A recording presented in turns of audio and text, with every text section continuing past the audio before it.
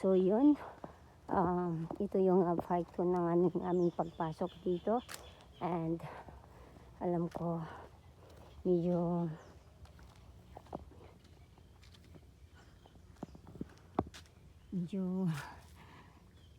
sayang kasi yung punta namin guys, yung hindi na namin talaga pasukin, gawa nga ng gawa talaga na nandito na kami. And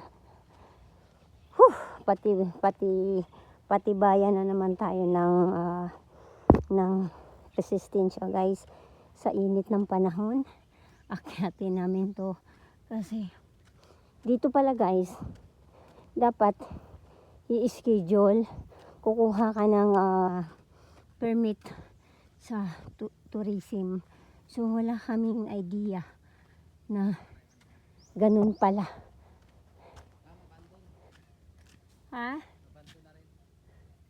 Tala?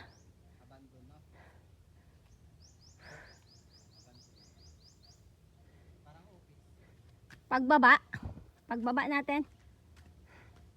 So, sinyo na sila Minduring yung mangyan. And si Boy Punet, si Ryan.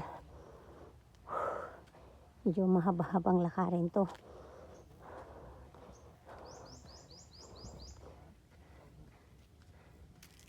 Sa init ng panahon.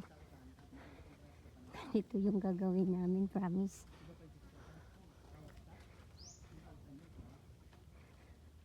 Hindi biro itong ginagawa namin guys. Kasi ma'am, mabuti na lang walang bus. 6,000 sana tayo. Tama lang yun, maglakad lang muna tayo. Narinig niyo si Kier. Si Mindy rin yung mangyan. Buti na lang walang bus. Maghanap pa tayo ng bus. Correct! Sanay naman kami sa bundok guys eh. Sanay kami sa hiking.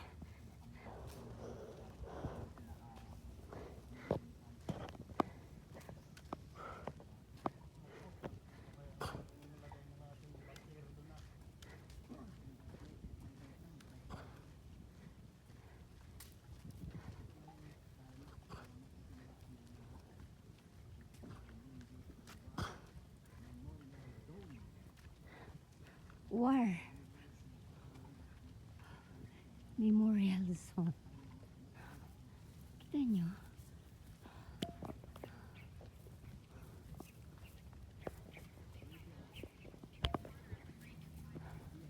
Yan o.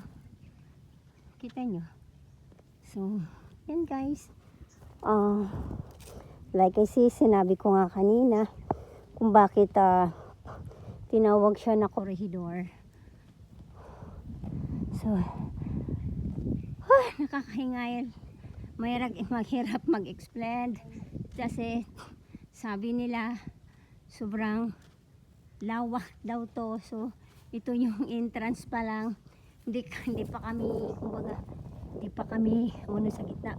Oh, Kier! Kita mo yon? Ano ng kanyon? Balang.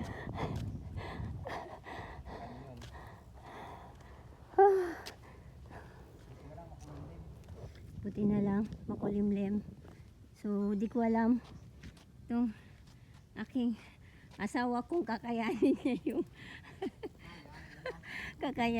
yung kanyang paglalakad ngayon. Gulong lang tayo. Nakakatawa.